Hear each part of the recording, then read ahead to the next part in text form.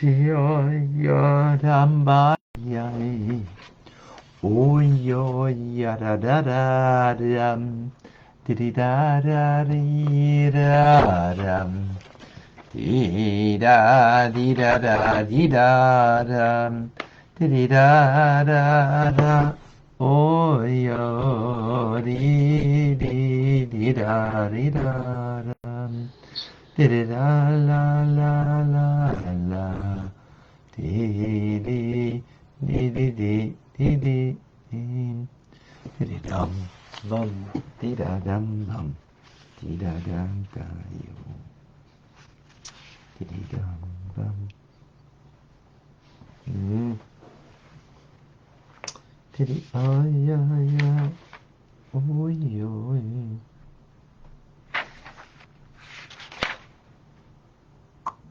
Dee-dee-da-dee-dee-dee. Dee-da-da. Welcome to Tanya today. I'm Rabbi Ronnie Fine, coming to you from Chabad, Zurich and Kadesh in Montreal, Canada. It's a privilege and a pleasure to share with you the Tanya. We welcome Brett in Pennsylvania. Boker Tov. June is going to sleep soon in Australia. Are we closer to your time, I think? I think it's a bit earlier now for you, because we changed the clock, but you didn't. What time is it? Is it only 11:30 at night? Or is it later? Erica is in Norway. Welcome, good afternoon. Jeff is all the way in Michigan.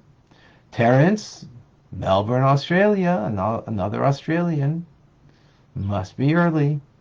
Good evening. Rabbi is in Morocco. Shalom. John in North Carolina, as always. Moshe is in Anaheim, California. Daphne is having a marvelous Monday in South Carolina. So that's what happens in South Carolina. You have marvelous Mondays. Or is that for all of us here, I think, right? Davida Liba are in New York. Good morning. And Fabio, I forgot. You have to remind me, Fabio, where you are. Welcome. Priscilla, a Canadian. Oh, a bonjour Canadian even. Look at that. Oh. Okay. Wonderful. Who else is here today with us? Michael in Germany, welcome. Simcha is joining us in Florida. Lynn is in Long Island. Elise is in West Virginia.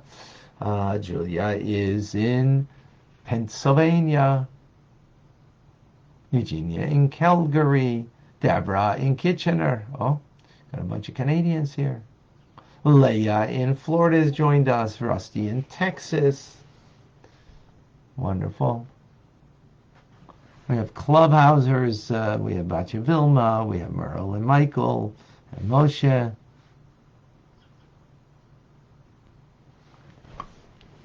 We have Akoy in Peru. Mark has joined us. Emmett is with us. Bon Voyage, Violet in Montreal, all right. Alice is in Baltimore, joined. Antonella Bent in New York. Marlene in Florida. Rachel's in South Carolina with us. Beautiful.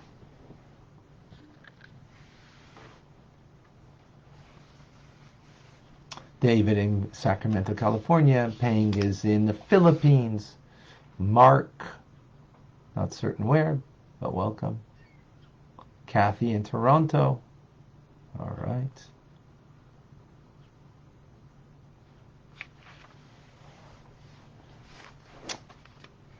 How do we get the divine presence, the Shekhinah, to be part of our lives? How do we get the light of God, metaphorically a light, that should encompass us? Intuitively, we would think, you're very holy on the inside. And that would bring a holiness on the outside. This is the novelty that the Alter Rebbe introduces to us here, in chapter 35, is that the act of doing a mitzvah that engages the body, that's animated by the animal soul, we get absorbed in the divine light of God, the Shekhinah, the divine presence of God. What gets absorbed? Not just our divine soul, that for sure. After all, it's divine. And through the act of a mitzvah, you're releasing it from its imprisonment, its confined and restricted nature of being in a body, because now you're doing the mitzvah. But together with that divine soul, that can only inspire you to do good, but can't do good. Think about it, folks. You can't do good with just the divine nature you have, because it's spiritual. And to do good, you need to do acts of goodness, mitzvahs that are bound up in the physical reality of this world. Whether it's giving charity with a physical coin in a hand that reaches out. Right? What's the outstretched arm? To reach out to another. Or if it's to put the tefillin on, to wrap yourself. Or to light the Shabbos candles. Whatever physical act of the practical mitzvah it is, it engages not our soul merely. The soul inspires me to do the good. But the act of goodness is a bodily engagement. The body has to be there. The animal soul that gives vitality to the body needs to be a part of it. So, and it's absorbed in the divine light. But you might ask a question. That would make sense if I transformed my body and animal soul, that it too wants to be absorbed in the divine light. That makes sense. But if it's, still with its agenda, just, being selfish, self-directed, because that's what the body only knows about pleasure for itself. The animal soul knows only about self-directed self-fulfillment for itself, to make you feel good. And that doesn't change when you do a mitzvah. Well, in the moment it does. In that moment when you do a mitzvah, the agenda of the body, which is just seeking comfort, pleasure, the agenda of the animal soul, which is just seeking self-directed fulfillment, to fill oneself up, all of that is dormant at that moment. When you're putting on the tefillin, when you're taking and extending your hand to give, or to light Shabbos candles, in that moment, the agenda of the body, of the animal soul, is dormant. It's like it's asleep. And because it's asleep, and not exerting itself, because if it exerts itself, well, then you just do something that's pleasurable for the body. But now you're doing something that's inspired by the soul, divine soul, but it engages the body in doing. At that moment, not only is your divine soul absorbed in the divine light of God, in the Shekhinah, the divine presence of God, but also the animal soul, the vital soul that gives vitality to my body, is likewise also absorbed in the light of God. I didn't change me. I'm still the same old me, because afterwards, did the mitzvah. Now, okay, let me relax. Let me be comfortable. Let me, do something that is just, self-directed. Didn't change that nature. But in the moment, the nature, the agenda of the body and the animal soul is dormant. It's asleep. It's not exerting its agenda. It kind of subjected by the mind, because the mind is telling it, oh, do this mitzvah. The mind now has dominion, mastery over the heart's desire to do something otherwise. And the nature of, again, the body and the animal soul is impotent at that time. And therefore the Shekhinah rests, not just upon my soul, but even my body and my animal soul. Totally absorbing the divine light, emerging in a perfect unity with God at that moment. Encompassed by the divine light, head to foot. Wow. This explains the expression of the Zohar that says the Shekhinah rests upon the head, meaning encompassing, upon, over the head, encompassing us when we do the mitzvah. Like we're doing right now in the study of Torah. Well, that's not a physical act though, study of Torah. In the same vein, every assembly of 10 Jews that come together, the divine presence rests upon them.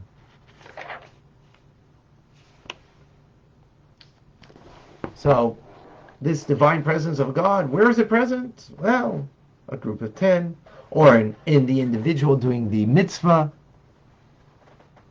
How many divine presence can there be already? This was actually in the Talmud. Rabbi Gamliel was asked by a heretic the question, you say that the Shekhinah rests upon the assembly of 10. Well, there are many assemblies of 10, and many people who do a mitzvah. How many divine presence can you have? Sounds like, many gods, because God's presence is found in many places. So as Rabbi Gamliel replied with an analogy of the sun's light that enters into many windows. It's one sun that enters into this window here, and the window on the north side, and window across the street. How many lights could the light of the sun enter? Many, but it's all coming from one source, one sun. Same thing is, one God. He can have his divine presence upon me when I do a practical physical act of a mitzvah. And you, when you do it, or there's a group of 10 that come there just to pray, the presence of God is there. How could the presence of God be there if I still have negativity within me? I'm not pure in heart, pure in being. I still have a body that has its agenda. I still have an animal soul that has its desire to fulfill its nature. Yeah, but in the moment of doing the mitzvah, it's dormant, it's impotent. And therefore, it too is elevated and absorbed in the divine light of God. Very powerful. Very empowering. That even though we have a nature in us that's not holy, so you think, I've got two parts of me. That's the novelty over here. Is I've got two parts. So, the good side of me gets absorbed in the divine. The negative side in me, it doesn't, because after all, it's negative. I'm not like the righteous person who's transformed the negativity of me from within to become godly. I still have it. Yeah, but in the moment that you subjugate it and allow yourself to do that physical act of the mitzvah, whatever it might be, in that moment, it's impotent. The body and the animal soul. And what is potent? It's the divine presence of God that encompasses us in the act of the mitzvah, head to toe, including and absorb perfect unity. Divine soul, animal soul, and body at that very moment. That's a very unique idea. Any questions, any comments?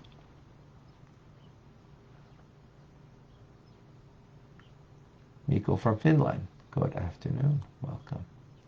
Diana's in Arizona, welcome.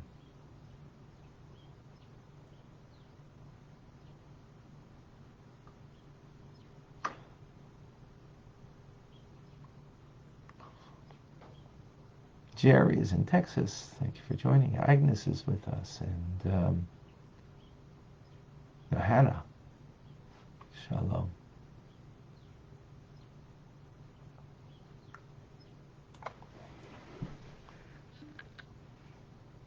Violet, could the neshama of a non-Jewish person possibly be Jewish? um, so, and the term in the Talmud for someone who isn't Jewish that converts is called a convert that converts, because they have why a convert, why not a non-Jew? Because the one who converts had a spark of a Jewish soul, but not a flame. And it turned into a flame through the conversion process. That's why conversion needs to be done in a proper manner, so it could become that proper flame. Yes. So, absolutely, non-Jew or a convert.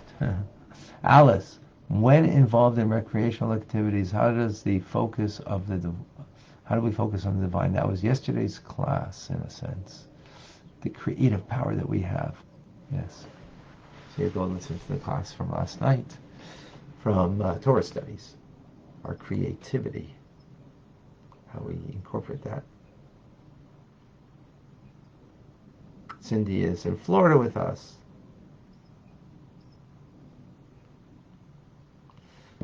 Brett,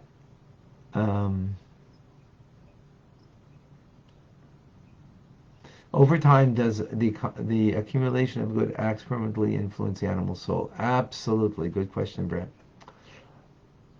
Little by little, we chisel away at the agenda of the animal soul by every mitzvah that we do. Because what happens when you're doing a mitzvah? You're subjugating the animal soul. The animal soul just wants pleasure. When you do, and it wants a very self-directed base pleasure. Well, I shouldn't say that. It could even want a more sophisticated. But when you're doing what God wants and needs from you, so you are subjugating its nature and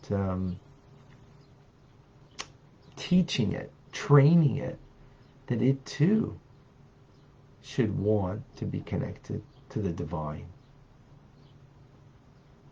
So, what are you teaching it? You know, there's a pleasure. There's different kinds of pleasure you can have. You can have the pleasure of a taste of a sweet apple. You could have the pleasure, that's, of course, the body's agenda. That's what it wants. It wants something on the palate that tastes good. The soul doesn't want that. The body wants that.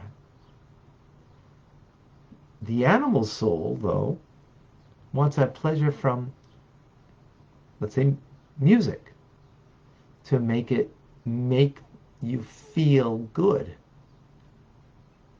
right? Make you feel a sweetness in life.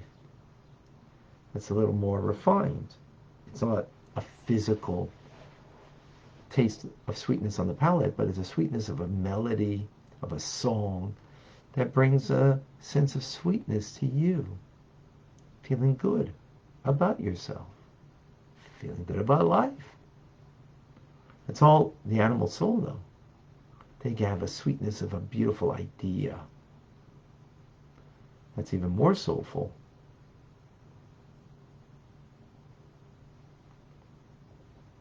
And then you have the ultimate sweetness, is that something divine is sweet. Giving is sweet. Giving, not on condition to get. Giving, just to be a giver. That's sweet. It's not just sweet for the godly soul, but the animal soul can also appreciate and sense the sweetness in such giving. For example. So, yeah, it too can be absorbed and be spoken to appreciate the divine connection. All right, beautiful. Thank you, everyone, for your questions. Great questions. I have a question.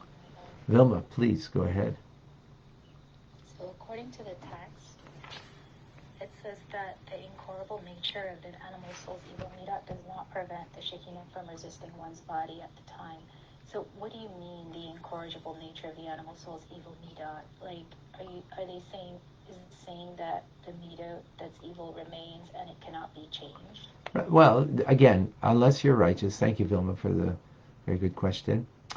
If you're righteous, what did you do? You took the agenda of the body and the animal soul, right? Which is, why is it evil? Because it's all self-directed. It's not God-directed. It's self-directed, and that's called evil because it's a negative force. It's not a positive force. It's a negative force of klipa. So, at the moment when you're doing the mitzvah, that negative force is not enforcing you. It's dormant. It's asleep. That's why you're absorbed with your body and animal soul in the act of a mitzvah at that moment, because the nature of the body that only cares, doesn't care for something godly, is dormant. It's not it's not giving its opinion, or it's it's not giving its opinion. Why? Because you've subjugated it at that moment. You've said to it, hey, come on. Yeah, the apple's sweet, and I know you want to have some sweetness of just something palatable now to eat. But let me tell you, Tanya is also sweet. How do you tell the animal soul that Tanya is sweet? It says, when I learn Tanya, I just feel more connected.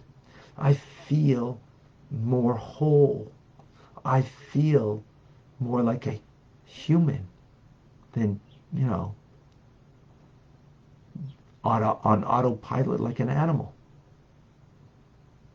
That's what the sweetness the animal soul will appreciate. The godly soul's sweetness is, oh, divine. That's all.